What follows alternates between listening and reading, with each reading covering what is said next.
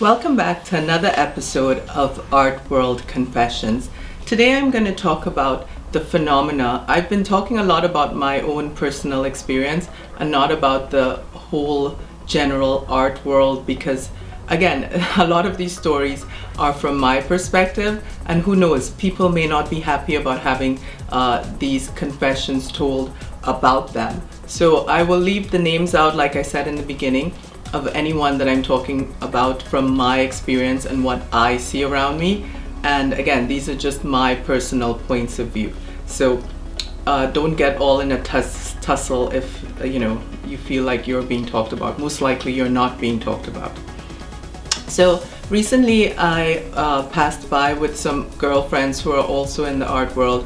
We were walking through the meatpacking district and we passed by this gallery which used to be 5/9. It was a restaurant that was quite popular at some point, and a lot of galleries had after parties there, either on the top floor or some took over the whole restaurant.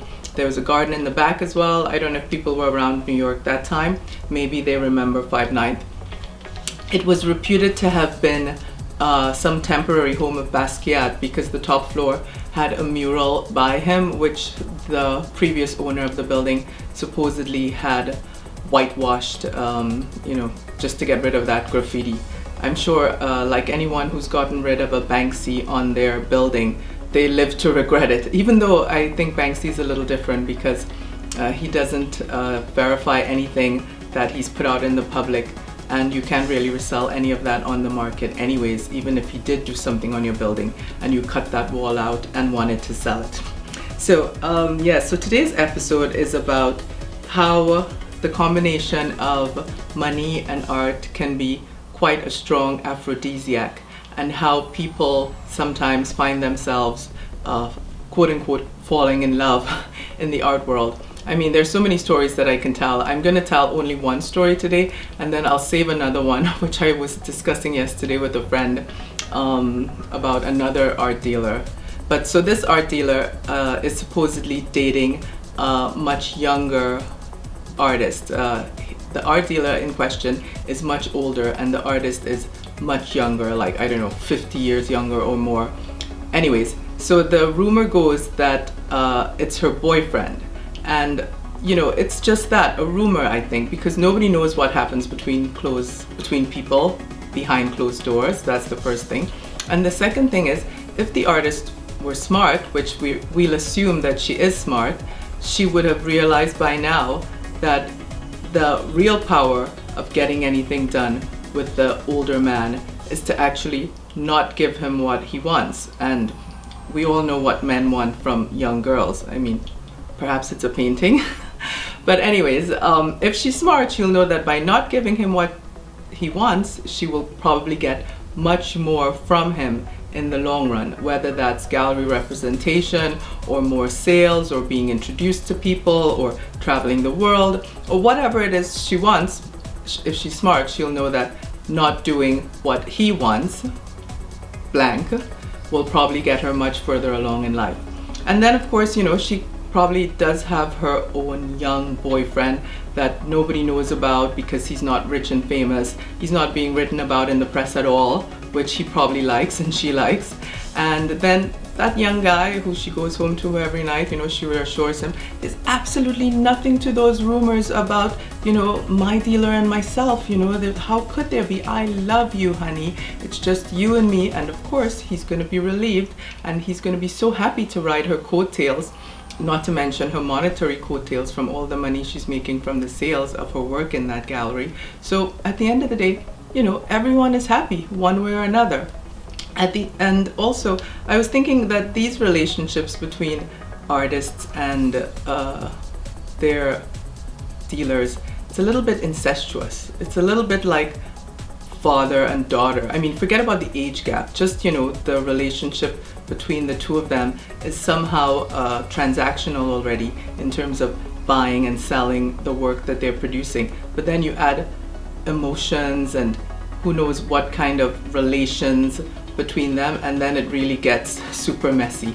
So then to get back to 5/9, yes, so a while back there was a gallery party, and I was invited with a bunch of people, and we went, from floor to floor, as I knew the space extremely well because at that time I was hanging out there all the time. And I walked up to the third floor, and who should I see but the person who was throwing the party and the person who had the exhibition, the artist, making out on the top floor. So it was a bit strange to me because I can imagine that there would be something between the artist and her dealer, but to actually see them at the after party making out was a little bit of a ball in the court. It was like, wow, what was that? That just came out of left field there. But hey, it is what it is, and at some point, people grow up and they move on for one reason or another, and the stories are just that, stories. So I don't know if you know anybody in the art world who's had a relationship with somebody else. I mean, it happens very often, not just between artist and dealer, but dealer and dealer. Those two people then go home and they discuss everything that they've been working on, and it's a bit much. Like one of my friends who I was hanging out with, she was saying that her partner is not in the art world at all. And I can see how it would be great to have a partner in the art world, but I can also see how great of a relief it would be to not have a partner in the art world. As I said to her, when we hang out with other art world people and we go over everything related to art, it's kind of like going to AA, where we find other people who are sort of traumatized by the stuff that they've been doing in their everyday life, and they get to rehash it and talk through it and therapize over it. So it's a very, very, very strange world we live in the art world. And we were talking again about it being this sort of a private members club, and how now they've extended the idea of the private members club not just to the gallery, where you may or may not be on the list to attend an after party, or you may or may not be on the list to buy an artist work, or you may now even the what do you call it, these art fairs are asking you to join a membership, to pay a membership in order to be invited to the fairs. So it's not enough that you can't even get a VIP card from the gallery which you buy the artwork from. Now you have to be a member of the fair in order to get a VIP card to attend the fair, where you're then going to spend money at the galleries for the artists that you are supporting. I mean, it's all just, again, it's I suppose in a way they're sort of making this exclusive fold, where in the old days you used to go to the art fairs or go to any art event and you'd really feel like a community. Everyone sort of knew everyone, and you'd look forward to seeing the people that you knew. I used to call it the art tribe, and now I guess it's a little bit diluted. So in order to create this feeling of being in a community again and an art tribe, well, now there's this whole membership thing, which is again perhaps coming out of the whole pandemic. I mean, socially we've seen the growth of members clubs in New York City as well too. Casa Cruz, blah blah blah, Casa Cipriani, blah blah blah. Everything's a casa except maybe Aman, which is an expensive casa.